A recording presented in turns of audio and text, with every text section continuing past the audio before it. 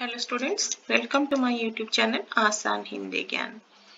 Today we are going to learn Vyanjan Sandhi part 2. So in last video I explained two important rules about Vyanjan Sandhi. Apart from that, few rules are there. So in this video we are going to discuss about those rules. तो व्यंजन संधि के कुछ अलग से नियम हैं जिसके बारे में उन दो नियमों के साथ ये कुछ अलग नियम है जिसके बारे में आज हम पढ़ेंगे। तो रूल पहला, एक छ संबंधी नियम। छ एक व्यंजन है, उसके रिलेटेड एक रूल है। किसी भी ह्रस्व स्वर या आ का मेल छ से होने पर छ से पहले च जोड़ दिया जाता है। किसी ह्रस्व स्वर, ह्रस्व स्वर किसे कहते हैं? अ, ई, उ, ये सारे हुए आपके ह्रस्व स्वर। तो इसके जब किसी भी ह्रस्व स्वर या आ का मेल छ से होता है, यानी कि आपका पहला शब्द का अंतिम वर्ण या ह्रस्व स्वर होगा या फिर आ होगा, इनमें से कोई एक होगा। इसका मेल जब दूसरे शब्द का पहला वर्ण छ से होता है तो क्या होता है? छ से पहले यानी इस छ से पहले आपको च जोड़ देना चाहिए। आपको इस छ से पहले च जोड़ देना चाहिए।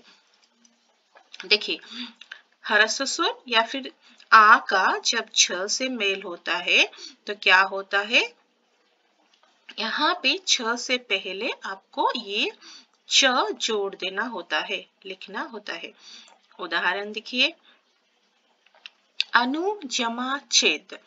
तो ये जो अनु आया, अ न में उ की मात्रा, तो इससे अगर वर्ण विच्छेद करेंगे तो क्या आएगा? अ जमा न हलंत जमा उ एक ह्रस्व स्वर है। ह्रस्व उ है ना ये, और ये वाला दीर्घ उ है, हाँ कि ना?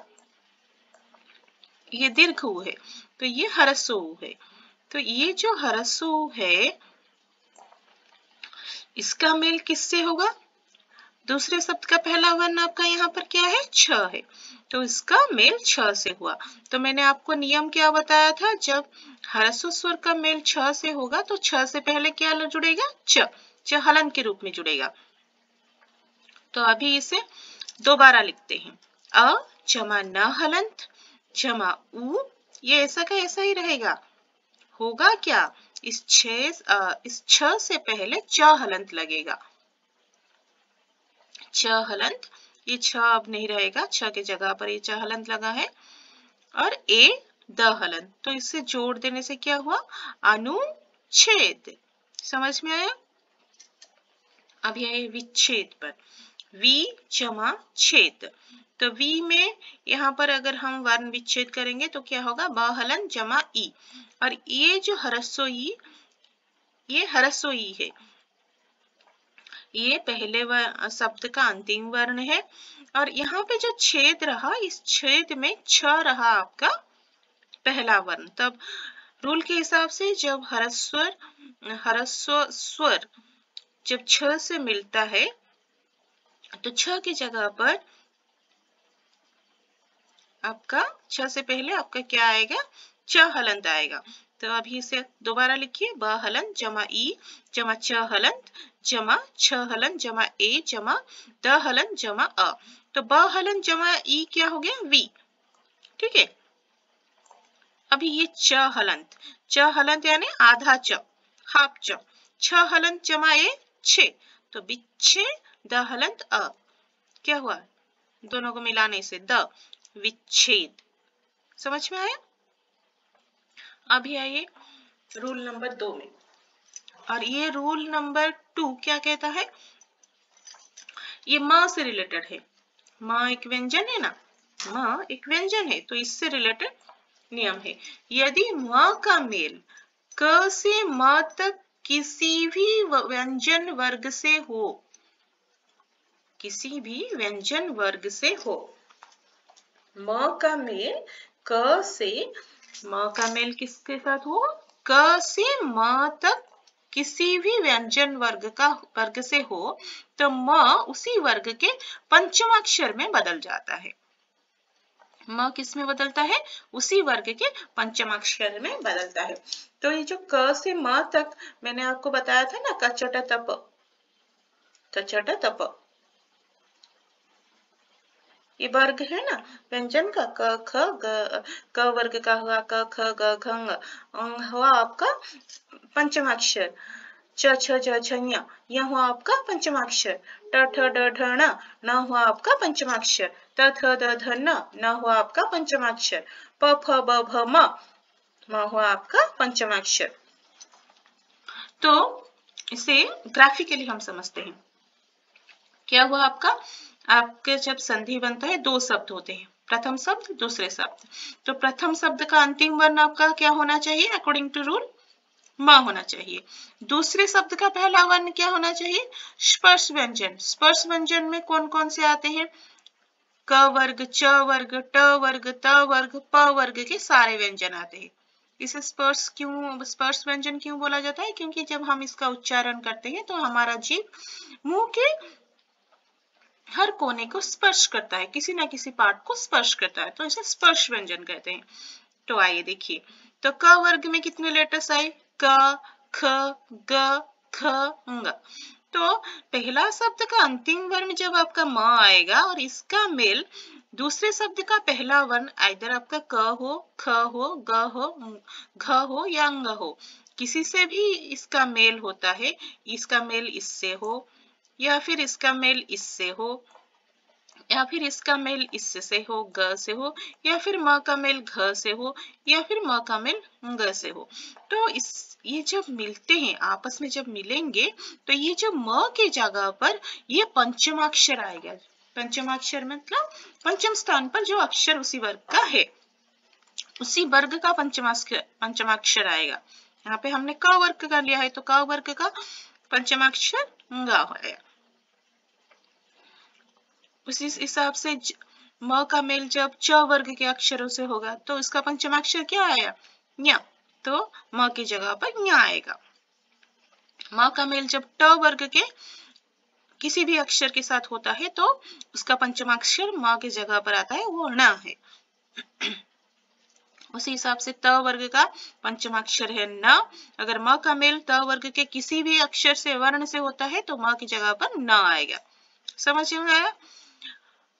और म का मेल अगर प वर्ग के किसी भी अक्षर के साथ होता है, इन पांचों में से किसी के साथ म का मेल होता है, तो इसका पंचमाक्षर म है, म की जगह पर म आएगा। अरे हर जगह पर हलंत के रूप में आएगा, ये नहीं है कि पूर्ण रूप में आएगा, हलंत के रूप में आएगा। अभी उदाहरण देखिए, उदाहरण में क्या है? पहला उदाहरण आपका है सम जमा गति। तो ये जो सम है, ये पहला शब्द है आपका, इसका अंतिम वर्ण क्या है? म। और यहाँ पर जो है वो क्या है? दूसरे शब्द का पहला वर्ण ग। तो म जमा ग, ये जो ग अक्षर है ये कौन सा वर्ग का अक्षर है? क वर्ग का, हाँ कि ना? क्योंकि क, ख, ग, घ, ङ, और ये क वर्ग का अंतिम वर्ण क्या है? ङ है ना? तो म जमा ग, ङ हो गया। अभी इसे कहाँ पर लिखना है? म की जगह पर। तो स वैसा ही वैसा रहा, इट विल रिमेन सेम। म की जगह पर ङ लिखा गया हलंत के रूप में। बाकी जो गति था दूसरा शब्द, वो वैसा ही वैसा रहा। तो उसे क्या होगा? संगति। इसे आप इस तरह से लिख सकते हैं या फिर अनुसार मात्रा देकर भी लिख सकते हैं। समझ में आया? अभी देखिए दूसरा एग्जाम्पल, सम जमा चय। तो यहाँ पर अंतिम वर्ण म, पहला वर्ण च। तो च वर्ग का अंतिम वर्ण पंचमाक्षर क्या है? ञ। तो हो गया क्या? स म की जगह पर आया य हलंत, संचय, संचय। ठीक है। सम जमा पूर्ण, अंतिम अक्षर क्या, अंतिम वर्ण क्या है? म। पहला शब्द अंतिम वर्ण म, दूसरा शब्द पहला वर्ण प। तो प वर्ग का पंचमाक्षर क्या है? म, हलंत के रूप में। तो म जब हलंत के रूप में आएगा तो क्या होगा? संपूर्ण, संपूर्ण। तो इसे कैसे लिखा जाएगा? ये म हलंत के साथ आया है तो ये आधा म हो गया, स आधा म, पूरा प, उ की मात्रा, ण में रेफ की मात्रा, संपूर्ण। समझ में आया? अभी आइए रूल नंबर 3 के बारे में जानते हैं। इसी म का अगर मेल आपका अंतस्थ व्यंजन से होता है और उष्म व्यंजन से होता है, इधर अंतस्थ व्यंजन या उष्म व्यंजन किसी के साथ अगर ये म का मेल होता है, यानी कि आपका पहला शब्द का अंतिम वर्ण होना चाहिए म और दूसरे शब्द का पहला वर्ण किसी भी अंतस्थ व्यंजन में से कोई एक होना चाहिए या फिर उष्म व्यंजन से कोई होना चाहिए। तो अंतस्थ व्यंजन कौन सा मैंने आपको बताया था?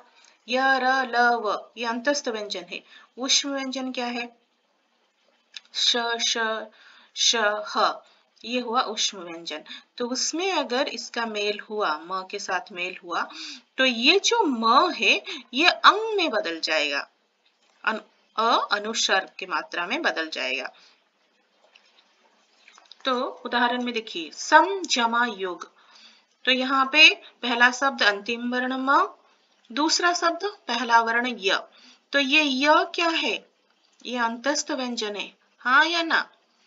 तो रूल क्या कहता है? जब पहला शब्द का अंतिम वर्ण म हो, दूसरे शब्द का पहला वर्ण अंतस्थ व्यंजन हो, तो ये म किस में बदल जाता है? ये म अंग में बदल जाता है।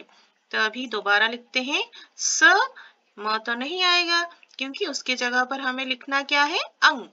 स जमा अंग जमा योग, दूसरा शब्द वैसा ही वैसा रहेगा। तो अभी इसे जोड़ लीजिए, स जमा अंग क्या होगा? स में अंग की मात्रा, अनुस्वार की मात्रा, संयोग। समझ में आया? अभी आइए, सम जमा सार। यहाँ पर पहला वर्ण दूसरा शब्द म और दूसरा शब्द का पहला वर्ण, यहाँ पर पहले शब्द का अंतिम वर्ण म, दूसरे शब्द का पहला वर्ण स। ये स दंतेश है और ये उष्म व्यंजन में आता है, श, श, श, ह, ये चारों आते हैं उष्म व्यंजन में। तो ये म किस में बदलेगा? अंग की, अंग में बदलेगा। सो स जमा अंग क्या हुआ? संग, संसार, संसार। सम जमा लाप, ये म हुआ अंतिम वर्ण, ल हुआ प्रथम वर्ण। ल क्या है? अंतस्थ व्यंजन, य, र, ल, व। तो मिलने पर म की जगह पर अंग आएगा, तो संलाप। समझ में आया? अभी त संबंधित नियमों के बारे में जानते हैं। त संबंध के पहले 2 नियम।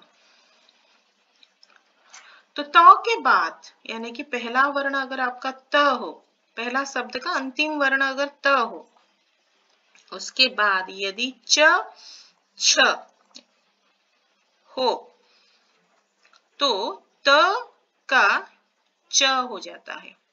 तो ये जो त होता है ये च में परिवर्तित हो जाता है, यानी कि पहले शब्द का अंतिम वर्ण अगर आपका त हो और दूसरे शब्द का पहला वर्ण या च हो या छ हो, तो ये जो पहले शब्द का अंतिम वर्ण त है वो च के रूप में बदल जाता है। दूसरा नियम क्या कहता है?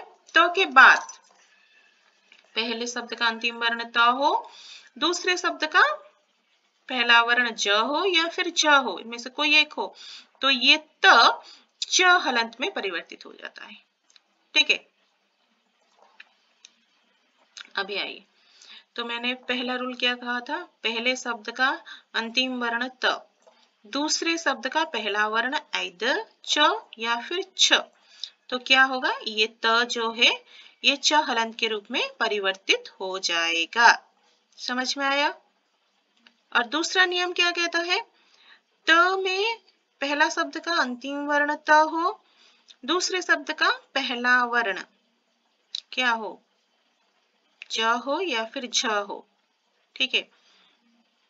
अगर ऐसा हुआ तो ये त ज में बदल जाएगा, बाकी जैसा का वैसा सेम ही रहेगा। समझ में आया? अभी उदाहरण देखते हैं, कैटेगरी क से देखते हैं। मैंने क्या बताया था क के रूल में, अगर त के बाद च आता है या फिर छ आता है तो त का च में परिवर्तन होता है। तो यहाँ पे उत जमा चारण, तो यहाँ पे पहला शब्द का अंतिम वर्ण त, दूसरे शब्द का पहला वर्ण च। सो रूल के अकॉर्डिंग ये हमें फिट होता है। तो ये त किस में बदलेगा? च में बदलेगा च हलंत के रूप में। त उ ये बदलेगा ना, यहाँ पर त की जगह पर च हलंत आएगा। तो लिखिए उ त की जगह पर च हलंत लिखिए, और सेकेंड वर्ड जैसा का वैसा रहेगा, इट विल रिमेन सेम, चारण। तो उ च हलंत चारण, उच्चारण। उच्चारण हम इस तरह से भी लिख सकते हैं, क्योंकि च हलंत में मतलब आधा च, ये किसी स्वर के साथ नहीं आया है तो ये आधा च। यहाँ पे स्वर की असहायता है, ये तो पूर्ण रूप में आया। तो उच्चारण, हाफ च फुल च आ की मात्रा रण। अभी सत जमा चरित्र, अंतिम वर्ण त, पहला वर्ण च, तो त च में बदलेगा, स च हलंत, चरित्र सच्चरित्र। सच्चरित्र भी हम इस तरह से लिख सकते हैं, इस तरह से भी लिख सकते हैं, बोथ आर करेक्ट। अभी ख, कैटेगरी ख से देखिए, मैंने क्या आपको रूल समझाया था कि त के बाद पहला शब्द का अंतिम वर्ण त हो, उसके बाद दूसरे शब्द का पहला वर्ण ज हो या फिर झ हो, तो ये त ज में बदलता है। तो आइए देखते हैं, उत जमा ज्वल, तो यहाँ पर आया अंतिम वर्ण क्या? त। यहाँ पर पहला वर्ण क्या आया? उज्जवल, ज्वल ज्वल ज्वल। यहाँ पर ज आधे रूप में आया है, ज हलंत के रूप में, ठीक है। तो रूल के अकॉर्डिंग क्या होगा, त जब ज के साथ मिलेगा तो ये ज में परिवर्तित होगा और ये ज जाकर त की जगह लेगा। तो दोबारा लिखिए शब्द, तो त की जगह पर ज हलंत लिखिए, क्योंकि त की जगह ये लेता है ना, ये ज, तो उज्ज जमा ज्वल। तो इन्हें मिलाने से क्या होगा, ये जो हाफ आधा जो है, हलंत के रूप में आया है, कोई स्वर नहीं है, तो उ आधा जो, और ये जो सेकंड वर्ड है इसमें पहले से आधा जो था, तो आधा जो, दो आधे जो, व ल, उज्जवल। समझ में आया? अभी आइए, जगत जमा जननी, जगत, अंतिम वर्ण त, पहला वर्ण ज, तो क्या होगा, तो ज मिलकर ज हलंत बनाएंगे। ज हलंत मतलब ये जो ज हलंत लिखा जाता है, इससे लिखना जो बात है, ये हाफ ज लिखना वही बात है, ठीक है। ये फुल ज हुआ आपका, या अगर ये हलंत के रूप में आया, सॉरी, हलंत के रूप में आया तो ऐसा लिखा जाएगा। तो जग, यहाँ पर आधा ज, फूल ज, न नी, जगत जननी, जगत जननी, यहाँ पर स्ट्रेस आता है, ठीक है। तो ये था आपका आज का लेसन। आई होप आपको समझ में आया होगा। इसके बाद और सारे रूल्स हैं जो कि नेक्स्ट वीडियो में आएंगे। आपको अगर ये वीडियोस अच्छे लग रहे हैं तो इसे देखते रहिए, ताकि आपके डाउट्स क्लियर हो, और नए नए वीडियो मैं आपके लिए इस तरह से ला सकूं, तो हमेशा वीडियोस देखते रहिए। अगले वीडियो में कुछ अलग रूल्स के साथ में आऊंगी, तब तक के लिए इजाजत दीजिए।